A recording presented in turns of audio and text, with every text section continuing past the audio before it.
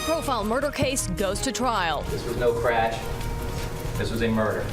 Tonight, hear from attorneys and the man accused of killing 19-year-old Vanessa Pham as cameras are allowed in a Fairfax County courtroom.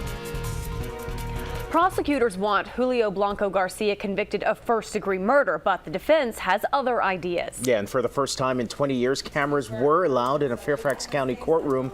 Today, they captured Blanco Garcia's not guilty plea.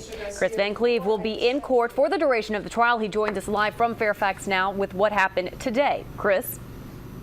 Well, Audrey and Candace, because cameras were allowed in the courtroom, we were able to see the defendant. We're going to show him to you here in a moment. We only heard from him once today. Otherwise, he sat next to his attorneys looking down.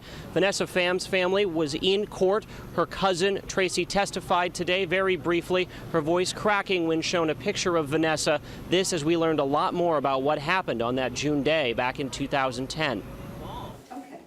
This is Julio Blanco Garcia, the 27-year-old Guatemalan national in the country illegally, who's accused of murdering 19-year-old Vanessa Pham in June of 2010. How do you plead on this case, guilty or not guilty?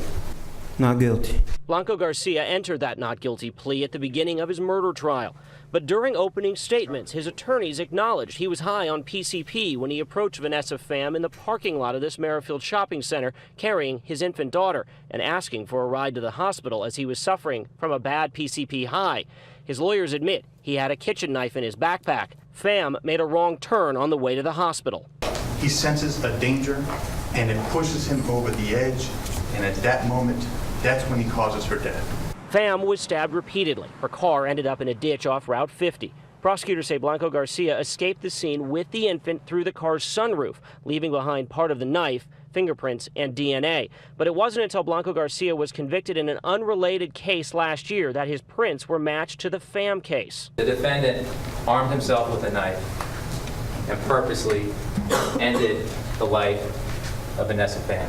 Fairfax Police Sergeant Daniel Pang testified the interior of Pham's car was covered in blood. There was a fair amount of blood on the driver door, the center console, the gear shift knob, the passenger door. There was blood soaked into the driver's seat cushion.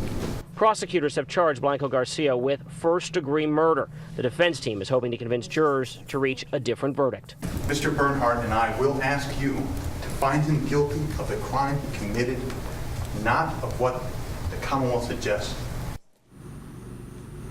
And ultimately, it'll be up to the jury. There are 14 jurors. 2 of them are alternates. They are 8 men, 6 women. Now, one other thing we learned from the defense team today, why Blanco Garcia had that knife in the first place. They say after he had smoked cigarettes, dipped in PCP, he decided he was going to rob a store and steal a television. He took the knife to break the inventory control tag off of the television. He brought his daughter with him to rob that store, but never made it there because he was feeling the effects of the PCP. He got off a city bus, went into that shopping center, got a bottle of water, and then sought out that ride to the hospital. We are live at Fairfax County Court tonight. Chris Van Cleve, ABC 7 News.